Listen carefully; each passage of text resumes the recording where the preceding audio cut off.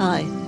God told Noah to organize the animals, get them all on the ark, all within 7 days.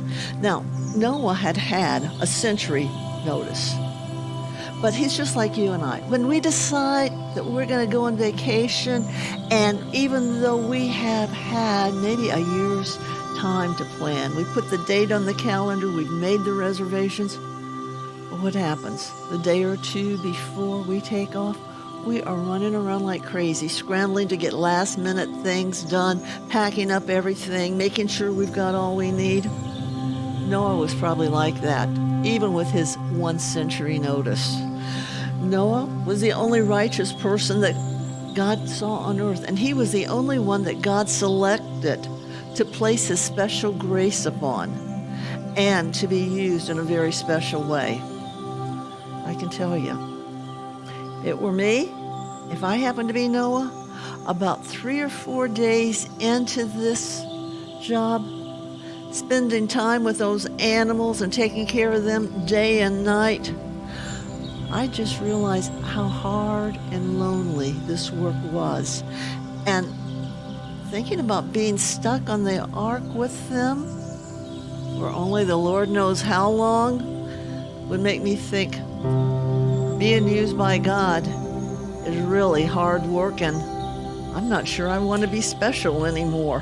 He was discovering that one had to put in a lot of work to be that, and maybe he even wished that someone else had this distinct assignment of ark builder and zookeeper. But despite that, Noah obeyed God. It was only his righteousness and the grace of God upon him that kept him going when those things got really, really hard. So we're going to pick up today in Genesis 7, verses 6 and 7. Noah was 600 years old when the flood waters were on the earth. So Noah with his sons and his wife and his sons' wives went into the ark because of the waters on the flood. This is the second time that we hear Noah's age mentioned. The first time was 100 years ago. It said he was 500 years old when he had Shem, Ham, and Japheth, his 3 sons. Wonder what his life was like prior to the flood. What did he do that gave him the skills that were so necessary to build the ark? Well, we're not told any of that, but one thing we do know is that Noah was probably the very first bivocational preacher. Hebrews 11:7 says, by faith Noah, being divinely warned of things not yet seen, moved with godly fear, prepared an ark for the saving of his household, by which he condemned the world and became the heir of righteousness, which is according to faith. So here we see him. He is an ark builder. He's a guy that goes out every day, gets materials ready, has probably a crew, and maybe a small crew with just his sons, or it could be his extended family, or he could have a larger crew. We don't know, but he was the overseer. He was the architect. He did everything necessary. Sounds like a full-time job to me. Only it wasn't. And like most preachers today that are bivocational, he had something else to do. 2 Peter 2:5. And God did not spare the ancient world, but saved Noah, one of 8 people, a preacher of righteousness, bringing the flood on the world of the ungodly. So here he is. Can't you just see him? He is building and preaching and building. He has 2 full-time jobs. Well, now that their temporary home is finished and it's time to load the ark along with all their house guests, we'll see exactly who got invited to spend some time with Noah. Genesis 7, 8, and 9. Of the clean animals, of animals that are unclean, of birds, of everything that creeps on the earth, 2 by 2 they went into the ark to Noah, male and female, as God had commanded them. Oh, you read these couple of verses and you think, man, that's not so bad. It's not so hard just getting those animals on the ark. Well, reading those, we overlook all of the immense work involved but we also come up with a whole lot of questions. Let's take some time now and see if we can't answer a few. And probably the number one question is, how in the world did Noah get all those animals to come to the ark, especially those that were far, far away in the remote areas of the world? Well, gathering the animals seems to have been mostly God's responsibility. Genesis 6:20, of the birds after their kind, of the animals after their kind, and of every creeping thing of the earth after its kind, 2 of every kind will come to you to keep them alive. So the animals are going to come to you. So God's work gets them to Noah. Noah's work, managing all those animals. And that was a huge job.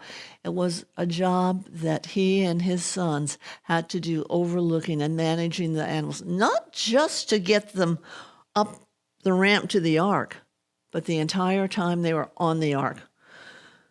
Well, number 2, with so many animals in the world, and even the ones that God sent, how did Noah know just which ones to select and choose and which ones just happened to be in the neighborhood that day? Well, God gave Noah 2 sets of instructions to guide him when he was choosing these animals.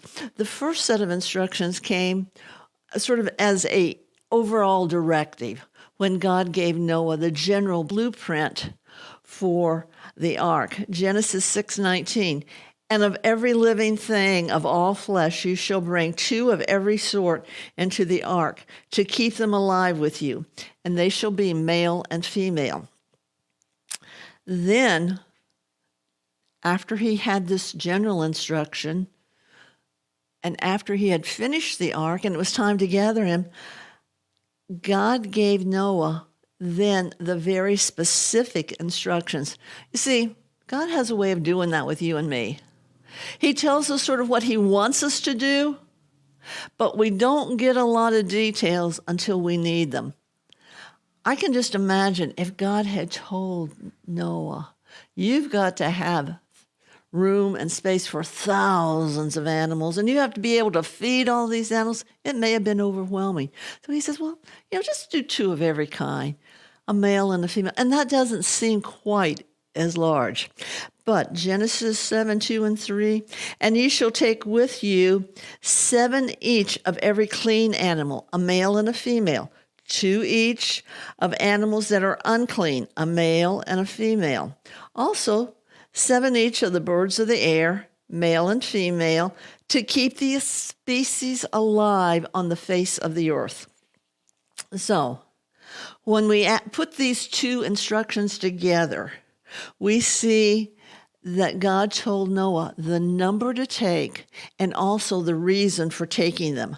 Noah was to select animals based upon family classification, upon gender, male and females, upon clean and unclean. The clean, those that have a divided hoof and chew the cud. The unclean, those that don't.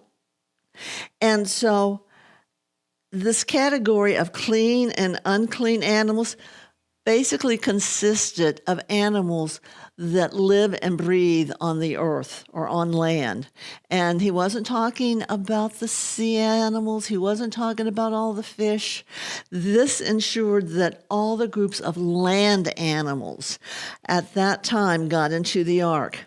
And the purpose of all of this was to keep the species alive. God said, that's why I want you to do it. So what is a species or a kind? It refers to animals that come from the same family classification. Animals are considered the same kind if they're able to reproduce among themselves or procreate, and also, when they do, that they will have animals that are exactly like them. And this goes all the way back to Genesis 1. Then God said, let the earth bring forth a living creature according to its kind, cattle and creeping thing and beast of the earth, each according to its kind. And it was so. God said, this is a design that I have, the design I have for man, the design I have for animals. As they come together, they are to create their own species, their own family classifications. And so, with a representative of each kind of animal on earth, after the flood, the earth could be repopulated so that all the animals that existed before the flood would be able to exist after that. And when we get to chapter 8, we'll see how God told Noah, just open up the ark and let all the animals out so that they can be fruitful and multiply. Well, how many animals do you think were on the ark? That question has a lot of debate, especially since the Bible does not give us a specific number. And while there are many land-dwelling, air-breathing animals, Noah was not required to take a lion, a tiger, a jaguar, a bobcat, a domestic cat, and all the other cats. No, he was only required to take what? A male and a female from the cat family. And then the breeds, as we see them today, would come later on.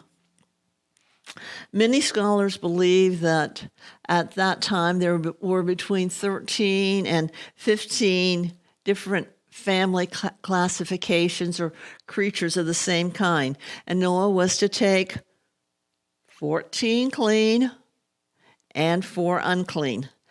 Based upon this number, most creation scientists and theologians agree that the approximate number on the ark would be about 7,000.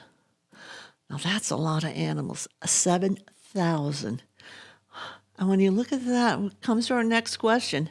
How in the world could Noah ever fit 7,000 animals or thereabout, maybe more, maybe less, on the ark? Well, first of all, we have to consider what the ark was like. The ark was a 3-story building, and it was over 50% longer than a football field. And it was designed to resemble a barge-like battleship, constructed as an immense, sturdy, waterproof vessel that could easily fit all the animals, those 8 people, with all the food necessary to sustain them and everything else that they would need to take care of the ark. While some of the animals in that day were quite large, many of them were very small, with the average creature being only about the size of a sheep. John Whitmore Path wrote Noah's Ark, a feasibility study. And when he finished this, or in doing this, he analyzed the average weight of the animals and their size. And he found out that half the animals on the ark would weigh less than a small rat. Doesn't sound real encouraging, does it? But, you know, when you think about worms and beetles and gnats and birds, yeah, those animals aren't real big. And they don't weigh a whole lot either. And he said only 11% of the animals would have been substantially larger than a sheep. It has been estimated by many others that it takes approximately 146 stock cars to carry 35,000 average sheep-sized animals. Well, based upon the dimensions for the ark of 515 feet by 85 feet by 51 feet, it would have had a carrying capacity of 767 standard stock cars used by modern railroads. And so according to estimates, this ark was 3 times larger than was necessary to have carried 35,000 sheep. So it certainly was large enough to carry all the animals that Noah had. But, You think about 11% of them being, only 11% larger than the sheep, raises this question. What about those huge dinosaurs, hippopotamus, giraffes? How in the world could Noah fit all of those on the ark? Well, the Bible never tells us that Noah was required to bring full-grown adult animals onto the ark. Think about the dinosaurs. Reptiles never stop growing. And from the time they're born until the time they die, they're growing every day. And a dinosaur is nothing but a large lizard. We don't want to think about that, but yeah, when you think about those little lizards, if they grow big enough, they'd get to be dinosaurs. Now, here we are. The earth is over 1,000 years old. Think of how big some of those dinosaurs could be at that time. Well, I think it would be very smart of Noah to choose a smaller, younger animal. Smaller animals would do a lot of things to his benefit. Noah would be able to fit more of them onto the ark. Also, they would require less stored food. But let's look at also from even a more practical standpoint. If you chose the adult animals that are full grown, their time to live once they were off the ark would be shorter, and so would the time be that they would have to reproduce others. So he would not want to get a couple of old gray-haired animals. No, he would want the younger ones.